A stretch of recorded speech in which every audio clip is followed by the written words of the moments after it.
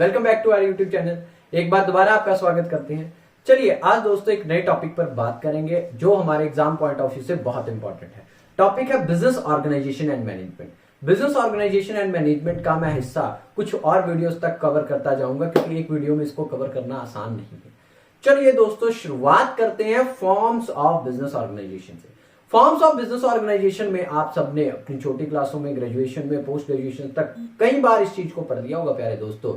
Forms of business organisation कौन कौन सी हैं? 5 तरीके की फॉर्म्स ऑफ बिजनेस ऑर्गेनाइजेशन है जो प्राइवेट सेक्टर में देखा जाए तो सबसे पहली कौन सी है दोस्तों? आप सभी जानते हैं सोल प्रोप्राइटरशिप, सिंगल ऑनर। उसके बाद कौन सी है? पार्टनरशिप। दूसरी पार्टनरशिप के बाद कौन सी है दोस्तों?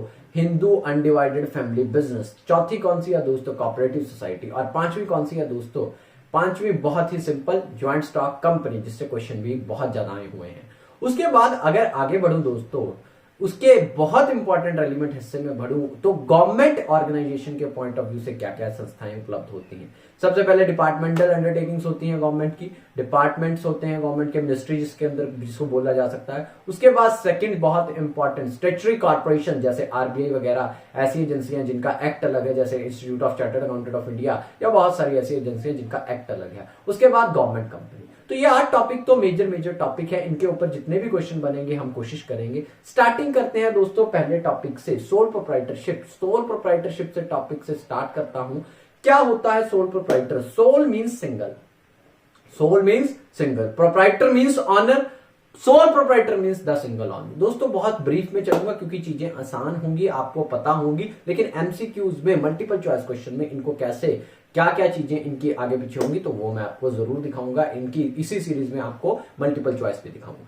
देखिए दोस्तों, अ सोल प्रोप्राइटर वो बिजनेस है जो अपने आप ही बिजनेस में पैसे इन्वेस्ट करता है, बिजनेस को मैनेज करता है, बिजनेस को मॉडरेट करता है, बिजनेस को ग्रो करवाता है, बिजनेस में रिस्क खुद लेता है, बिजनेस की सीक्रेसी खुद रखता है, प्रॉफिट खुद खाता है, लॉस खुद खाता है। मतलब एक अकेला मालिक, वन मैन आर्मी। एक फिल्म देखी होगी आपने, जेट मैक्स पे आती रहती है, मेरी जंग वन मैन आर्मी, याद होगा तो। मास, दम है तो रोक लो, एक ऐसे करके फिल्म है मास की।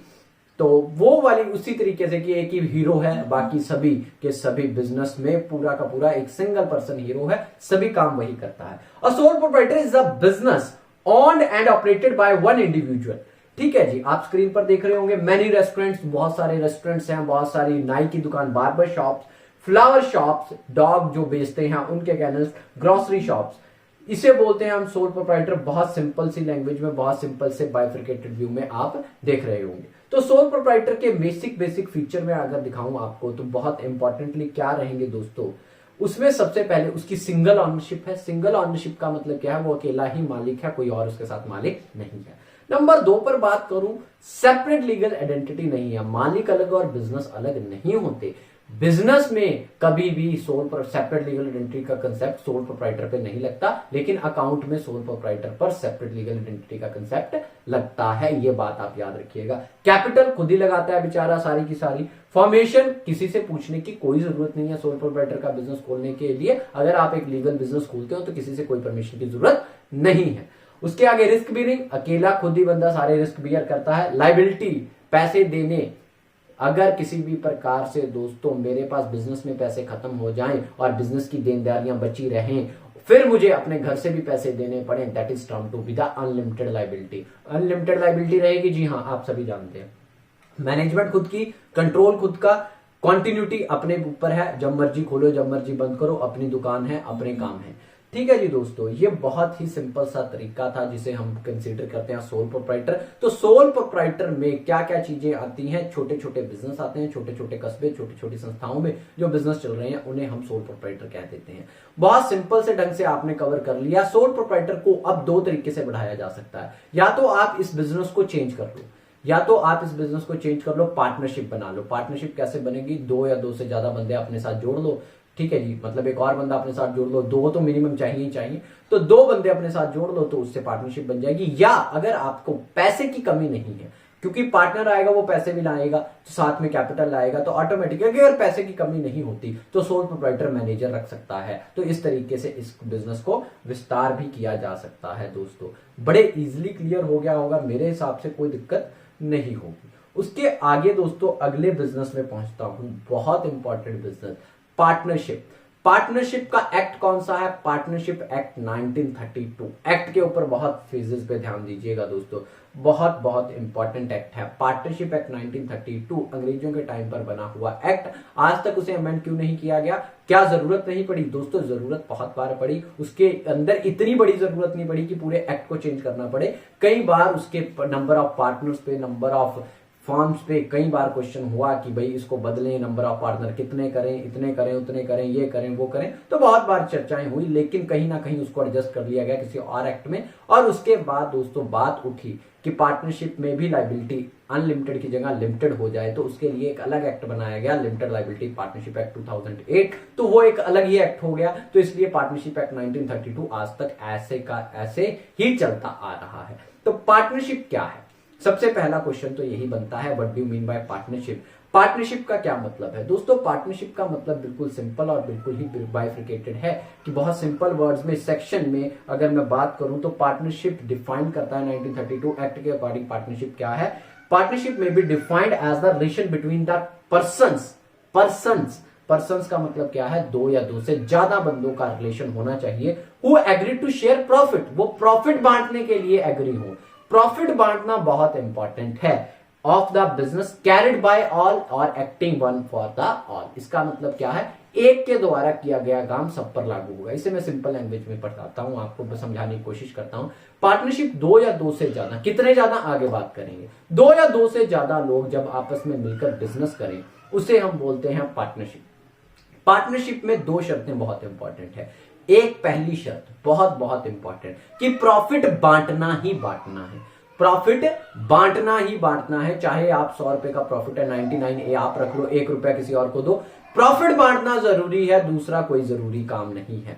दूसरी इंपॉर्टेंट बात, एक द्वारा किया गया काम पहले बंदे पर लागू होगा। अगर मैं और मेरा दोस्त ए और बी दो पार्टनर है, ए ने जो काम कर दिया उसके लिए बी लाइबेबल है, बी ने जो काम कर दिया उसके लिए ए लाइबेबल है। ये दो फीचर होने बहुत जरूरी हैं।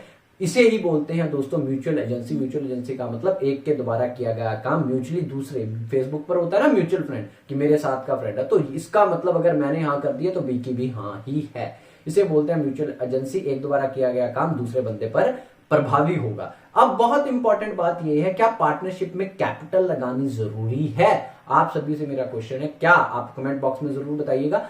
पार्टनरशिप में कैपिटल लगानी जरूरी है? नहीं दोस्तों, बिल्कुल नहीं। ऐसा जरूरी नहीं है कि कोई भी पार्टनर, हर पार्टनर पैसा लगाए। हाँ, बिना कैपिटल के तो बिजनेस नहीं चलेगा, ये तो बिल्कुल जेन्युइन बात है। लेकिन अगर 2 पार्टनर हैं या 5 पार्टनर हैं, 5 में से 4 पार्टनर कैपिटल लगा रहे हैं, एक नहीं लगा रहा, तो कोई बड़ी बात नहीं है। ऐसे कई सारी पार्टनरशिप चलती हैं। आप कहोगे, क्वेश्चन होगा कि भाई ऐसा क्यों? ऐसा क्यों दोस्तों कि कोई एक बंदे को छोड़ रखा है? दोस्तों उसके पास कुछ सेपरेट स्किल हो सकती है। एग्जांपल के तौर पर मैं एक मेरी दुकान है, एक सामने वाले की दुकान है। सामने वाले में 4 बंदे बैठे हैं, मेरी पे दुकान पे कोई, मैं अकेला बैठता हूं। अब मेरी दुकान पे मेरे पास एक खासियत है, मेरे कंटेक्ट बहुत अच्छे हैं। मेरे कंटेक्ट बहुत अच्छे हैं सप्लायर के साथ। मेरी दुकान पे 1 रुपए का सामान नहीं है, लेकिन जो भी मेरे पास कस्टमर आता है मैं उसको साथ के साथ सामान उपलब्ध करवा देता हूं। सप्लायर को बोलता हूं सर प्लीज भिजवा दोगे 2 मिनट के अंदर। सप्लायर की दुकान भी मेरे पीछे ही है, वो भेज देता है। लेकिन वो 4 बंदों के पास इतना तगड़ा कॉन्टेक्ट नहीं है। वो मेरे पास आए, कह रहे हैं कि भाई हमें भी अपनी पार्टनर, मुझे आप क्या मैं हमारे पार्टनर बनोगे? मैंने कहा भाई मैं क्यों बनूंगा, मेरी दुकान अच्छी वाली चल रही है। बोल रहे हैं कि आपको क्या देंगे, प्रॉफिट देंगे, हिस्सा बढ़ा के देंगे, ये करेंगे वो करेंगे। तो ऑटोमेटिकली मैं उनके साथ शिफ्ट होना चाहता हूं। मैंने उनको कहा कि भाई मैं 1 भी रुपया नहीं लगाऊंगा। तो वो कह रहे हैं ठीक है, हमें आपकी गुडविल की जरूरत है, हमें आपके कंटेक्ट्स की जरूरत है, हमें आपके पैसों की जरूरत नहीं है। तो without capital is there is any partnership? क्या विदाउट कैपिटल किसी पार्टनर के हो सकती है पार्टनरशिप? जी बिल्कुल हो सकती है, इसमें कोई दो राय नहीं है, इसमें कोई दिक्कत की बात नहीं है। आगे बढ़ता हूं प्यारे दोस्तों, ये बात आपको क्लियर होगी। अब उसके बाद बहुत इंपॉर्टेंटली अगर हम देखें पार्टनरशिप एक्ट 1932 के अकॉर्डिंग, सबसे इंपॉर्टेंट बात अगर जो कोई निकल कर आती है कि पार्टनरशिप जो है वो उसमें बंदे कितने होंगे, कितने मैक्सिमम पार्टनर होंगे दोस्तों, उसके ऊपर बात करनी है। देखो दोस्तों, सिंपल सी बात बताऊं आपको, मिनिमम 2 बंदे, मैक्सिमम अगर बंदों की बात करें तो 20 थे पहले। कितने थे? 20। अगर आपका बैंकिंग बिजनेस है तो कितने थे? 10। अगर आपका नॉन बैंकिंग बिजनेस है तो आप 20 बंदे ले सकते थे। लेकिन टाइम बीता दोस्तों, 1956 का पार्टनरशिप एक्ट 1932 के बाद एक कंपनीज एक्ट 2000 13 से पहले इन दोनों के बीच एक कंपनीज एक्ट 1956 होता था। आप सभी जानते भी होंगे क्योंकि आप सभी 1956 एक्ट के अकॉर्डिंग ही कंपनीज को पढ़ के आए होंगे, क्योंकि आपने ग्रेजुएशन पोस्ट ग्रेजुएशन कर ली है तो ऑटोमेटिकली प्रोबेबली आपने वहां से कर लिया होगा। तो मेरा कहने का मतलब 1956 एक्ट बना कंपनीज का। अब आप कहेंगे कि भाई पार्टनरशिप के एक्ट के दौरान कंपनीज की बात कहां से आ गई। दोस्तों मैंने पहले ही बताया आपको, अगर किसी भी प्रकार से पार्टनरशिप के एक्ट को अल्टर करना है या किसी भी एक्ट को अल्टर करना है, उसका बहुत बड़ा प्रोसीजर है। पहले वो ड्राफ्टिंग कमेटी के पास जाता है, फिर वो कैबिनेट के पास जाता है, कैबिनेट उसको सेंक्शन करती है, कैबिनेट जब सेंक्शन करती है वो बिल के तौर पर कहां आता है, पार्लियामेंट में आता है, पार्लियामेंट में संसद में आएगा, पहले संसद के बाद संसद के बाद वही बिल अगर संसद उसे पास कर देगी फिर वो कहां जाएगा, राज्यसभा में जाएगा। ठीक है जी, अगर राज्यसभा उसे पास कर देगी फिर वो राष्ट्रपति के पास जाएगा, फिर जब राष्ट्रपति जी उसके ऊपर साइन कर देंगे, महामहिम जी उसके ऊपर साइन कर देंगे, तो ऑटोमेटिकली फिर जाके वो किसी भी तरीके से एक्ट में अल्टरेशन होती हैं, एक्ट में चेंजेस होते हैं। तो एक्ट को चेंज करना बहुत आसान नहीं, मैंने पहले ही बताया शुरुआत में कि 1932 के एक्ट के अंदर कुछ बहुत बड़ी कमियां नहीं थी। हाँ, एक कमियां, दो कमियां, तीन कमियां छोटी मोटी मिलती थी। तो कोई भी नया एक्ट बन रहा होता था, 1956 कंपनीज एक्ट बन रहा था, तो उसमें थोड़ी सी अल्टरेशन कर दी गई। क्या अल्टरेशन कर दी गई थी दोस्तों? उसके बाद 1956 के बाद 2013 एक्ट बना। 2013 एक्ट जब बना, कंपनीज एक्ट 2013 बना, एक और अमेंडमेंट कर दी गई। ठीक है दोस्तों, तो 2013 का जब एक्ट बना तो उसमें पार्टनरशिप का नंबर जो था प्यारे दोस्तों, उसमें पार्टनरशिप का नंबर कर दिया गया 200, maximum number of partner is 200। फिर 2014 में एक अमेंडमेंट आई कंपनीज एक्ट के अंदर ही, उसके अंदर दोस्तों इस अमेंडमेंट को चेंज कर किया गया 50 पार्टनर। तो आज की डेट में अगर आपसे पूछा जाए मैक्सिमम नंबर ऑफ पार्टनर कितने हैं, तो 50 आंसर आएगा। इसमें आप बहुत ध्यान रखिएगा, 50 आंसर आएगा मैक्सिमम नंबर ऑफ पार्टनर्स में। तो maximum number of partner in the partnership will be 50। अब आप कहेंगे हमें क्या पता लगेगा क्वेश्चन किस तरीके से आ रहा है। अगर क्वेश्चन में ऑप्शन ही ऐसे है कि मैक्सिमम नंबर ऑफ पार्टनर कितने हैं, 100, 200, 300, 400, 500, 600, ऐसे। अब 50 तो आंसर का ऑप्शन में नहीं आया। तो आप देखेंगे दोस्तों कि 1956 के एक्ट में क्या था, आप देखेंगे 2013 एक्ट में क्या था, आप देखेंगे दोस्तों कि 1956 के एक्ट से पहले जो हमारा 1932 का पार्टनरशिप का एक्ट है तो वो क्या था। अगर एग्जांपल के तौर पर मैं आपसे पूछूं कि पार्टनरशिप में कितने मेंबर हैं और ऑप्शन दूं 20, 15, 25 और 35, तो आप क्या कहेंगे? अब आपके पास ऑप्शन ही नहीं है 50 का, तो आपका आंसर क्या होगा प्यारे दोस्तों? आपका आंसर होगा बड़े सिंपल से 1932 के अकॉर्डिंग 20 पार्टनर होते हैं। तो आप मेरे हिसाब से इस बात को भी क्लियर कर चुके होंगे। सबसे इंपॉर्टेंट आगे बढ़ता हूं दोस्तों, पार्टनरशिप के मेंबर्स हो गए, 2 पार्टनर होने चाहिए। पार्टनरशिप क्या अनलॉफुल बिजनेस के लिए भी हो सकती है? देखो दोस्तों, बहुत बड़े बड़े क्रिमिनल आपस में जुड़ के बिजनेस करते हैं तो वो बोलते हैं हमने पार्टनरशिप कर ली, तो वो पार्टनरशिप नहीं है। Partnership is always for the legal purposes. एक बात ये याद रखिएगा, म्यूचुअल एजेंसी की मैं आपको बात बता ही चुका हूं। उसके बाद बात करूं अनलिमिटेड लायबिलिटी की। हर एक पार्टनर की दोस्तों लायबिलिटी क्या होती है? अनलिमिटेड। अनलिमिटेड का मतलब क्या है? अगर बिजनेस को घाटा हुआ तो आपको अपनी पर्सनल एसेट्स भी लायबल करनी पड़ेंगी, बेचनी पड़ेंगी बिजनेस के घाटे को पूरा करने के लिए। कभी भी किसी भी प्रकार से पार्टनर अपना शेयर किसी को नहीं दे सकता कि आज से मेरी जगह ये काम करेगा। ट्रांसफर ऑफ शेयर पॉसिबल नहीं होता पार्टनरशिप में, ये क्वेश्चन आया हुआ है। पार्टनरशिप में एक एग्रीमेंट होता है जिसको बोलते हैं पार्टनरशिप डीड। आप सभी जानते हैं एक लीगल डॉक्यूमेंट होता है जिसके ऊपर हम कैसे काम करेंगे, कितना कितना प्रॉफिट बांटेंगे, किसने कितनी कैपिटल लगाई है, किसका क्या स्ट्रक्चर है, किसका क्या स्ट्रेंथ है, कौन कितनी सैलरी लेगा, कौन कितना कमीशन लेगा, तो ये सारी चीजें वहां डिनोट की जाती हैं। आप सभी जानते हैं दोस्तों इसमें बहुत बहुत बेनिफिट है as compare to sole proprietor के। क्यों? क्योंकि दोस्तों इसमें किसी भी प्रकार से कैपिटल बढ़ जाती है, मैनेजमेंट का कंट्रोल बढ़ जाता है, 2-4 लोग आपस में बैठने लगते हैं, तो ये चीजें बहुत पॉजिटिवली इफेक्ट करती हैं। अब उसके बाद दोस्तों अगर मैं बात करूं पार्टनरशिप को रजिस्ट्रेशन की, रजिस्ट्रेशन करवानी क्या पार्टनरशिप की जरूरी है? क्या पार्टनरशिप रजिस्टर करवानी जरूरी है? बिल्कुल भी नहीं दोस्तों, पार्टनरशिप रजिस्टर करवानी जरूरी नहीं है। According to partnership act 1932 you are freely to have the partnership. You have no constitutional impediment or the rule to register as a partnership. तो आपके ऊपर कोई भी किसी भी प्रकार की रिस्ट्रिक्शन नहीं है, लेकिन रिस्ट्रिक्शन नहीं होने के कारण जो पार्टनरशिप रजिस्टर नहीं करवाता उसको कुछ नुकसान है। क्या नुकसान है दोस्तों? सबसे पहला बहुत इंपॉर्टेंट नुकसान है, वो किसी के ऊपर केस नहीं कर सकता क्योंकि आप रजिस्टर्ड संस्था नहीं है। इंडिविजुअली आप किसी के ऊपर केस कर लें एक अलग बात है। As a partnership firm ABC limited as a partnership firm आप किसी के ऊपर केस नहीं कर सकते। कोई भी आपकी फर्म के ऊपर केस कर सकता है क्योंकि वो रजिस्टर्ड होगा, आप रजिस्टर्ड नहीं है। दूसरा नुकसान ये है। तीसरी बात, आप अपनी ही पार्टनरशिप के ऊपर केस नहीं कर सकते। Being an artificial person, partnership as a firm, हम उसके ऊपर भी केस कर देते हैं। जैसे एग्जांपल के तौर पर कई संस्थाएं सरकार में, अगर कोई एक बंदा सरकारी नौकरी करता है, एग्जांपल देता हूं बड़ी सिंपल सी, आप मार्कफेड में सिलेक्शन ले लेते हैं। सिलेक्शन लेने के बाद आपकी सैलरी आ रही है 50,000 रुपए, 50,000 की जगह मार्कफेड 40,000 रुपए दे देता है। आप अब किसके ऊपर केस करेंगे? किसके ऊपर केस करेंगे? जो उनके सैलरी अकाउंट में डिपार्टमेंट में बैठा उसके ऊपर नहीं, मार्कफेड के ऊपर करेंगे। तो इसी प्रकार से दोस्तों, इसी को बोलते हैं हम कि अपनी संस्था पर केस कर लेना। तो अगर आपकी फर्म रजिस्टर्ड नहीं है तो आप अपनी संस्था पर भी केस नहीं कर सकते। उसके बाद आप अपने पार्टनर्स पर आपस में भी केस नहीं कर सकते। तो ये 4 नुकसान है दोस्तों अगर आपकी फर्म रजिस्टर्ड नहीं है। इसीलिए कहा जाता है कि आप रजिस्टर करवा लीजिए, कोई दिक्कत नहीं है। अगला क्वेश्चन, छोटा सा क्वेश्चन भूल रहा था मैं, पार्टनरशिप डीड। पार्टनरशिप डीड पर जैसे ही मैंने पहले बात की कि पार्टनरशिप डीड वो एक डॉक्यूमेंट होता है, लीगलाइज डॉक्यूमेंट होता है जिसमें सब कुछ टर्म्स एंड कंडीशन लिखी जाती है। दोस्तों उसकी 2 खासियतें हैं।